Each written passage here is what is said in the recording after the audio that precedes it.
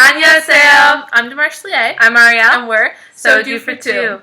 Okay, so today we're going to be doing a review of Full House, and this is one that came out in 2004, definitely a classic, so we're going to go into the characters. And not to be mistaken with the Mary Kate and Ashley version, the Exactly. American show. Okay, so the male lead is Rain, plays Lee Young-jae. Song Hye-kyo plays Han Ji-yoon, the female lead. Kim Song-soo plays Yoo Min-uk. And then Han Un-jung plays Kang Hae-won. Okay, so the characters in this, I mean, these are the two main characters, Rain and Song Hye-kyo, Ko, I think.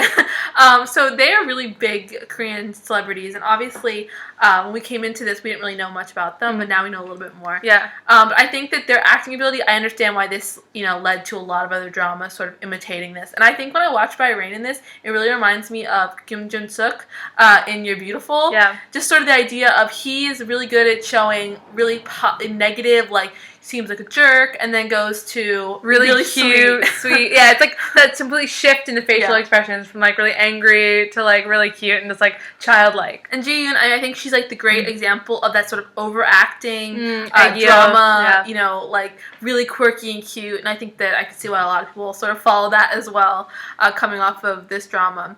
So chemistry, I mean, obviously it's great. Clearly it's great. Yeah, from the very beginning, I think like even as soon as she threw up on the plane, we knew we were gonna like great, this one. Excellent drama. And I think that even the side characters really add a lot to sort of intensifying the chemistry, right? Because this is one where if we're going to the next thing, love triangle, I mean, obviously this is a little bit more of an intense triangle, or, it's a square. It's a square because, I mean, Byron's character is in love initially with Hye-won, and and he's sort of in love with her, or still has feelings for her for a really long time in this drama. And it's one of those things, they were in love since they were children, so I think that is a lot to it. There's a big foundation here for their love story. And then Min-hook, who's the other male lead, he sort of complicates the story a lot more by adding to the fact that like they've known him their whole lives as well, and he, Hae-won likes him, but he likes Ji-yoon. I mean, it's really sort of complex in how this one plays out. And obviously, Young-jae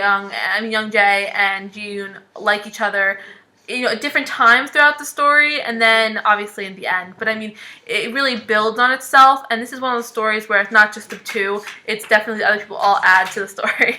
And our pug wants to be in the video. She wants to be in the video with us. She's a constant recurring theme in our videos. Okay, so mistaken identity, that's like, the misunderstanding, basically their marriage is one big misunderstanding. This is one of those ones where I don't think necessarily, and especially the very beginning where she goes and ends up meeting Young-jae is because her friends sell her house. Yeah, this is a really crazy storyline. Yeah, this was one of the things that I actually felt the absolute hardest for me to like get over in the story was just the friends. They were really bad friends, terrible, and I thought horrible people.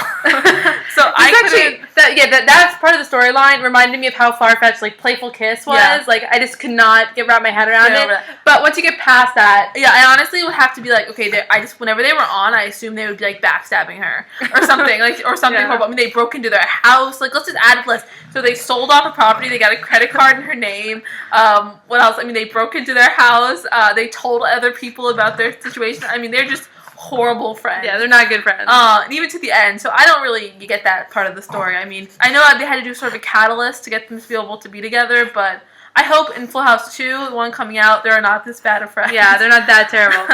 Okay, so bad guy turned good. Yeah, he definitely has that feeling. That's why he reminds me of like You're Beautiful, because he's an idol. I guess he's in movies instead of music in this one. I mean, what I think the bad guy turned good in this is that he just never really has a chance. It seems almost like he never really likes anybody, and then except for Hae-won. Yeah. And then he sort of always likes her, and I think he's sort of just hard to deal with. And if you see, that's why I like other characters in this. Like his grandmother is a lot like him, like sort of ornery, but then in the end, like really sweet. Lovable, yeah. Yeah, and I think it just takes a while for everyone else to realize how sweet they are.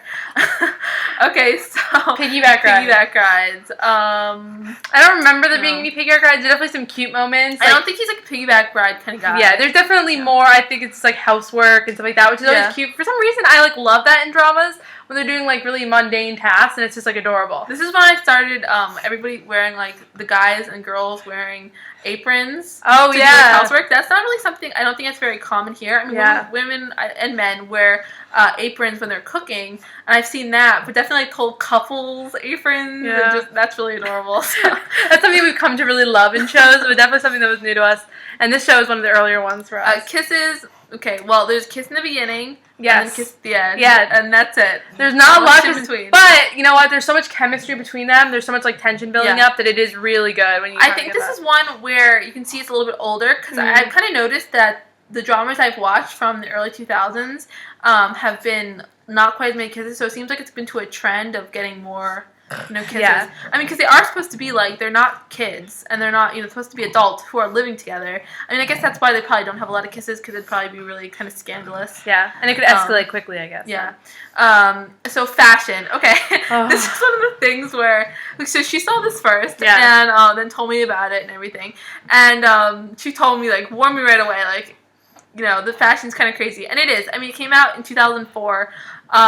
I don't know. For some reason, there seems like a big gap between 2004 and 2012 when we're looking at pictures. So, yeah, I mean, definitely the girls, like, she's the one, Hye-kyo has really, like, extreme, like, it's really, like, edgy fashion, which is kind of cool. And actually interesting, a lot of brawl. Yeah, you can see her whole brawl, which to me is really interesting because in most Korean dramas, you really don't see women's backs, shoulders. I mean, with stars, you see that. Backs, but not really front. Yeah, with stars, you see that, but not, like, with, like, everyday characters. Yeah. So it's really interesting that she's, like, but she's a fashion designer, so she's definitely more cutting edge. His outfit's a little crazy. He's a really good-looking guy. I mean, Plan B right now he's in, the Runaway Plan B.